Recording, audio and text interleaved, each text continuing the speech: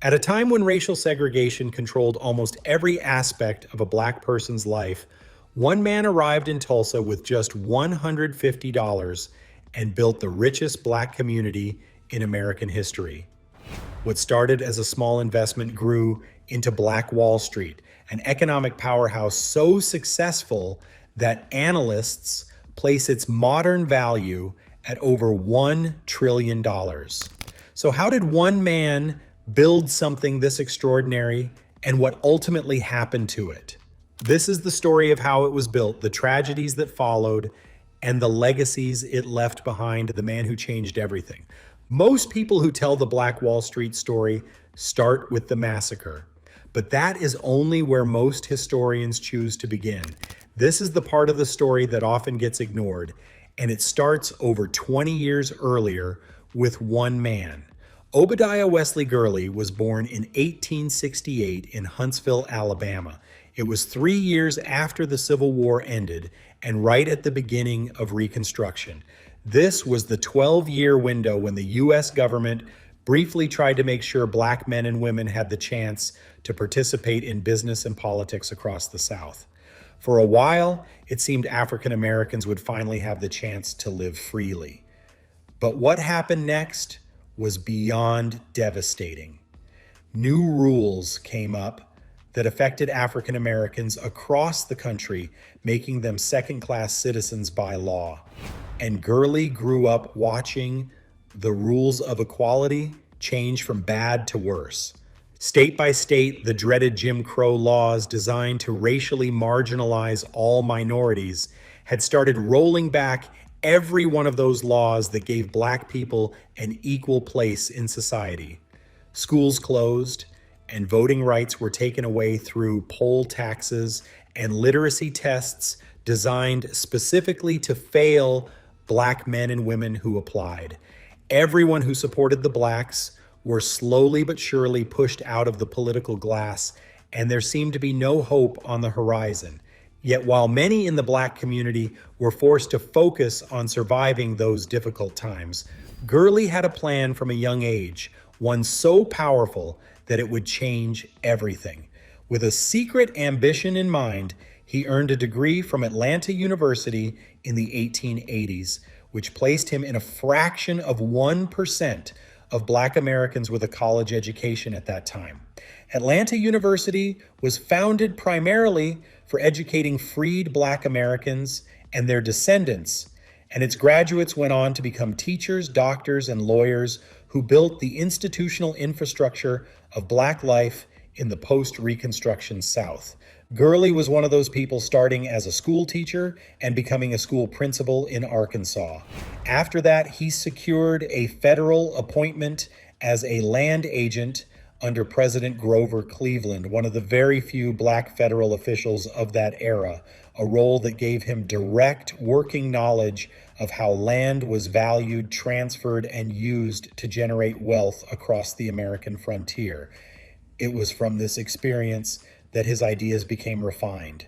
By what he had witnessed while growing up, he believed political rights could be given and taken away by law in a second, but it takes real financial and economic power to make those rights last. A man who owned land, owned the building his business operated from, and controlled the financial system his community depended on, was not vulnerable in the same way a man who only had rights on paper was vulnerable. But to make this happen, he needed power and influence. And to get that, according to the law, he also needed money. So he started saving up. And by 1905, Gurley had saved $150 and moved into Tulsa, Oklahoma. The city was booming on oil money, growing faster than almost anywhere else in America. Black residents were kept far in the north side by segregation laws. Yet while some saw this as a limit, Gurley saw an opportunity. And the next thing he did was beyond bizarre. To start garnering influence, Gurley bought 40 acres of land from the money he had saved up and began to build. And when the time came to rent out those properties, he only did so for white buyers. But for African Americans, he refused to rent, but sold instead at a very affordable price. And because of this decision, Greenwood would experience an economic boom. The decision that built an empire. Gurley wanted Greenwood to grow into an economy where Black residents owned properties that increased in value as time went on. A renting economy produces income for one landlord and dependency for everyone else. An ownership economy produces equity for every buyer, and equity compounds. Black buyers who bought Gurley's land did not just become business operators, but also became property owners. This meant they had assets that always increased in value regardless of how well their businesses performed on any given week. A bad month at the grocery store did not erase the equity growing in the building the grocery store operated from.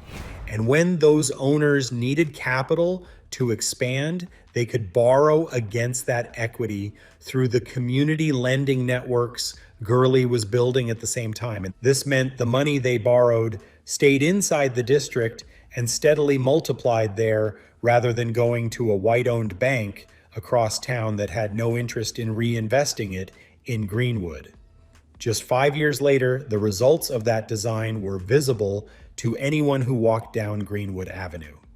2 newspaper publishers, 2 movie theaters, multiple hotels, law offices, medical clinics, dental practices, pharmacies, grocery stores, restaurants and barbershops, private bus service, and a public library the community built and funded itself.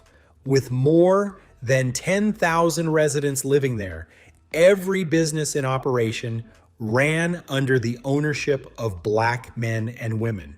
Money circulated in a way that never left the region, but only kept growing and expanding.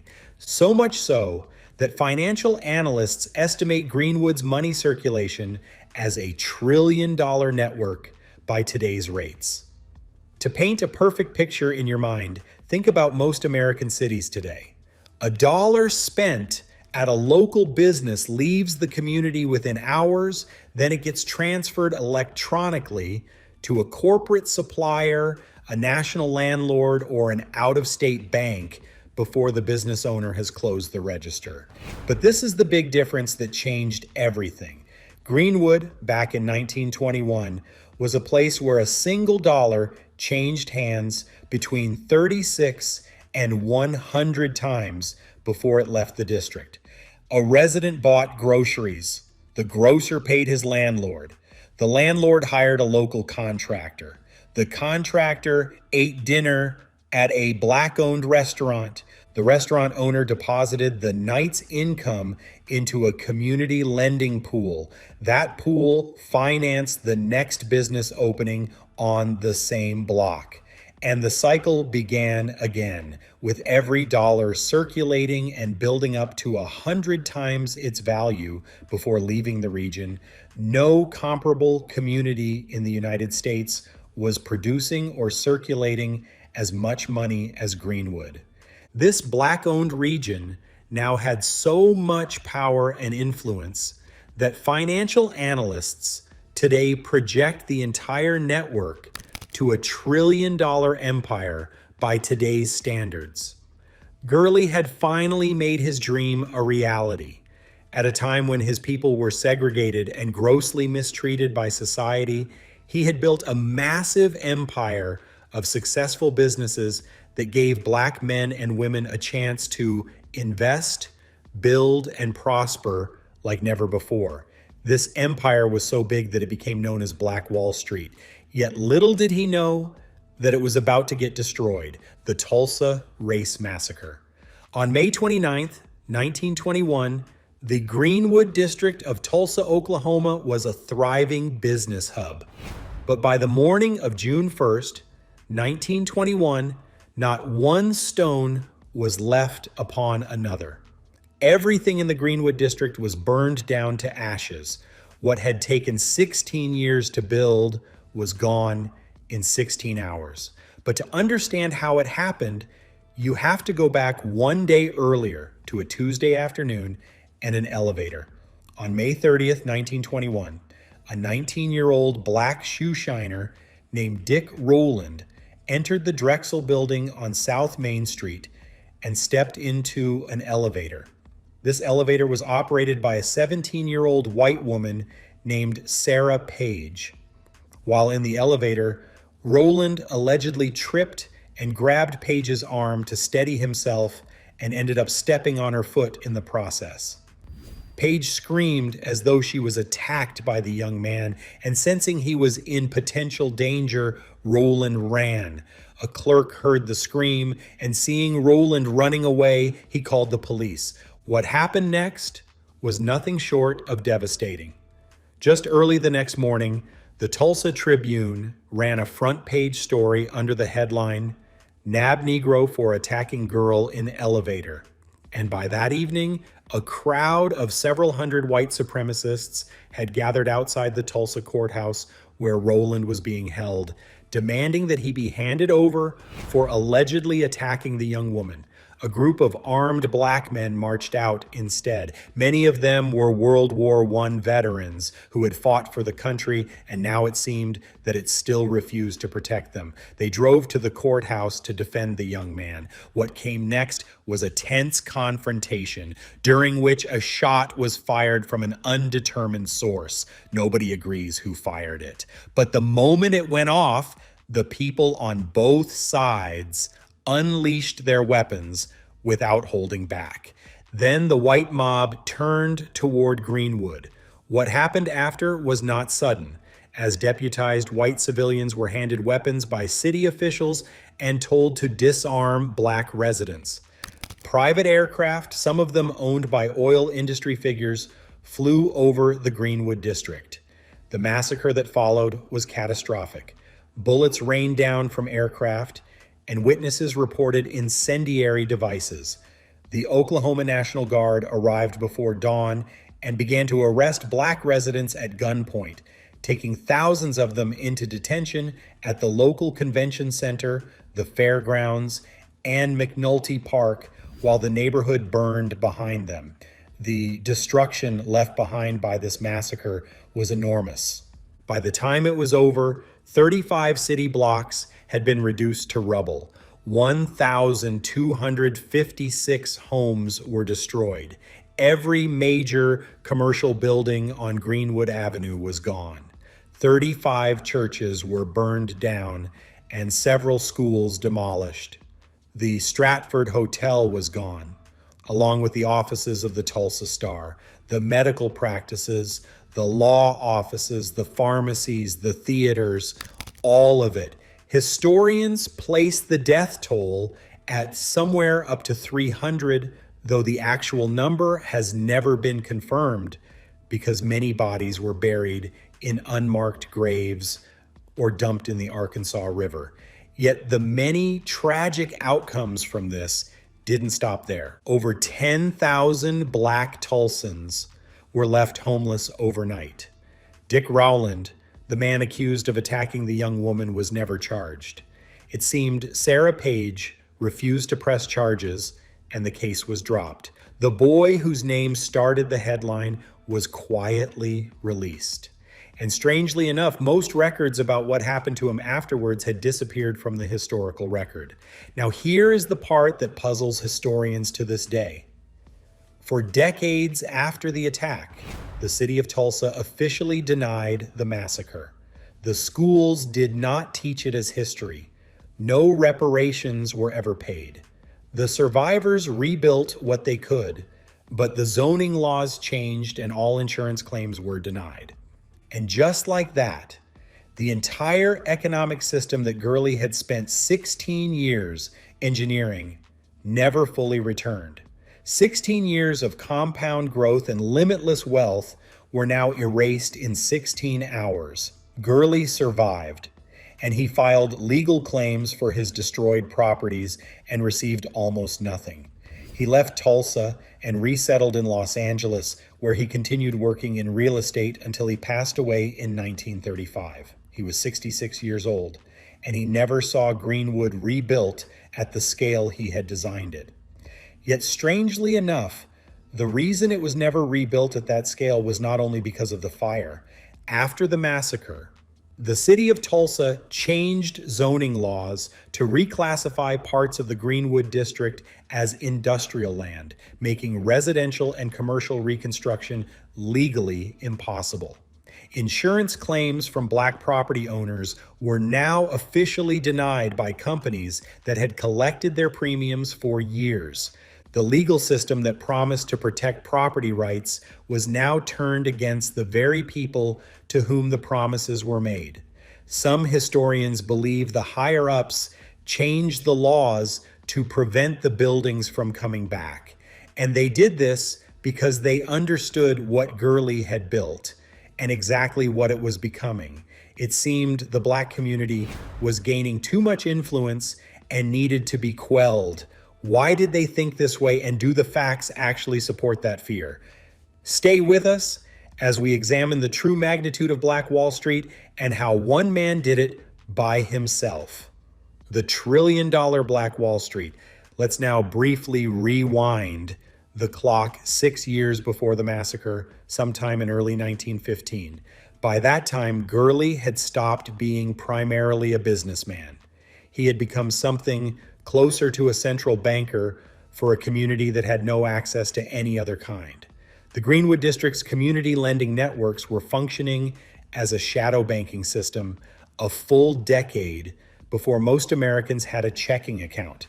Business owners who needed capital to expand did not apply to white-owned Tulsa banks, which routinely denied Black applicants regardless of creditworthiness. They applied to Gurley's network, which assessed applications based on business viability and community track record rather than race.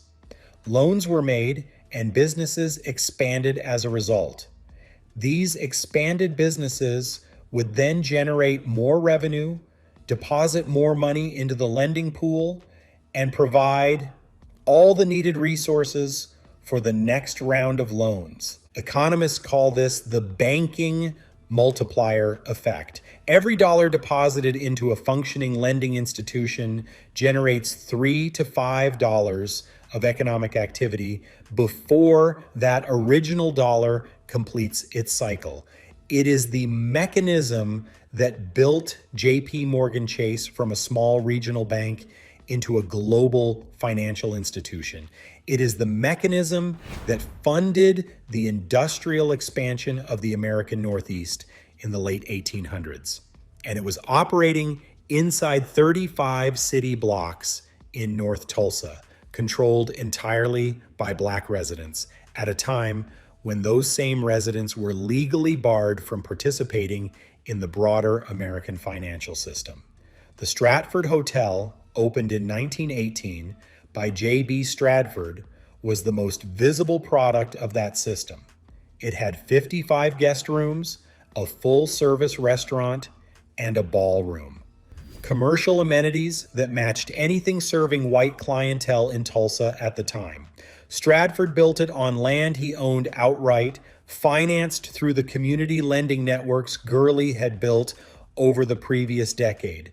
The hotel was assessed at a value that would easily represent several tens of millions of dollars today. And it was one property among hundreds in a district where every major asset was Black-owned, Black-financed, and Black-managed. But the Stratford Hotel was not the only landmark he owned. Dr. Andrew Jackson, described by the Mayo Clinic as the most able Black surgeon in America at the time, operated his medical practice inside Greenwood. His presence alone tells you what kind of economy was running on that street. Elite surgeons do not set up practice in struggling neighborhoods. They follow wealth, professional infrastructure, and a patient base with enough economic stability to pay for care. Greenwood had all three by 1918 because Gurley had spent 13 years building the conditions that made it possible. The Tulsa Star, Greenwood's own newspaper, founded by Andrew Smitherman in 1913, was covering business openings, real estate transactions, and political developments with the same professional depth as any publication in the city. It had a subscription base running across Oklahoma and into neighboring states, which meant Greenwood's economic story was being read and studied by Black communities far beyond Tulsa's city limits. People were moving to Greenwood specifically because of what Gurley had built, and every new resident with professional skills or business capital made the district's economic ecosystem more competitive, more diverse, and more compounding in its value. He had continued expanding his real estate holdings throughout this entire period, acquiring properties beyond his original 40-acre purchase whenever capital allowed. Gurley owned rental properties, commercial lots, and residential buildings across multiple blocks by 1921, making him one of the largest Black property owners in Oklahoma at the time. His personal portfolio was not simply a collection of assets. It was a live demonstration of the ownership principle he had built the entire district on. Every property he held appreciated alongside the district he had designed, which meant that the economic system he created was simultaneously enriching the community around him and compounding his own position within it. That is what happens when a founder builds a system rather than just a business. The system rewards the builder while it rewards everyone else. And Greenwood was rewarding Gurley handsomely by 1921, which is part of why what happened on May 31st of that year represented not just a community tragedy, but the deliberate destruction of a specific man's life's work at the precise moment it was reaching its full potential. Insurance records from that year confirm that the total assessed value of property and business assets inside Greenwood was approximately $2 million. The question that economists have spent decades answering is what that $2 million would have become if the system had been allowed to keep running. So how does 2 million grow up to the trillion-dollar empire projected today? The math that reaches 1 trillion. So we had $2 million in Greenwood back in 1921. The big question is, how does it grow to 1.98 trillion? Now watch what happens when you apply the actual mechanics of how wealth grows. The S&P 500 has returned an average of 10% annually over the past century. When you apply that rate to Greenwood's $2 million and compound annually for 100 years, you'll have the result of more than $27 billion in the bank. This assumes nothing new was ever built, by the way. But considering Greenwood was not a static portfolio, but a multi-sector economy with compounding growth running simultaneously across real estate, banking, retail, and community lending, each sector now compounds independently. And that's not all. And on top of that, they operate within a closed economic ecosystem, so they compound each other. Factor in the 35 blocks sat at the edge of downtown Tulsa during one of the fastest economic expansions in American history. Also think of the commercial land in a booming American city that does not appreciate at 10% annually. Also add a single commercial block in a major city today that can carry an assessed value in the hundreds of millions. All these assets then get developed for a century at the same scale as the average growing company, facing the same hurdles every firm struggled with, including the woes of 2020's pandemic. Then stack the banking multiplier, stack the business expansion across generations, stack the professional networks, run all of it simultaneously for 100 relatively uninterrupted years, and we have a total with 13 digits. But as we know, that network doesn't exist today, or at least not as it once was. So what has Gurley left behind? Financial analysts believe there are 3 principles, all of which are still operational and used by successful companies today. The first is ownership over tenancy. Thanks to Gurley's work, it is widely known that rent builds someone else's equity, but ownership compounds yours. Over 3 generations, that gap is the difference between inherited wealth and inherited debt. The second is circulation over extraction. Greenwood's money circulated 36 to 100 times before leaving the district, multiplying its value by the number of circulations. Many countries improve their economies today by following this principle, and it is reportedly part of how the U.S. recovered from the recession of 2008. And last of all, institution building over individual success. Individual businesses die with individuals, but institutions survive them and compound across everyone who inherits them. Gurley arrived in 1905 with $150 and a theory. 16 years later, outside observers were comparing what he built to Wall Street. The massacre interrupted the experiment, but the proof still stands and is used by the most successful companies today. This is the true story of how Gurley built a trillion-dollar business empire. Now let's discuss in the comments below. What aspects of this story resonated with you? Is there any angle to the story we've missed? We'd love to hear your thoughts. Like the video if this helped your view of Black history. Share it with someone who needs to hear Gurley's name. Subscribe to Black Status for more stories like this, and hit the bell icon so you can stay updated. Until next time, take care.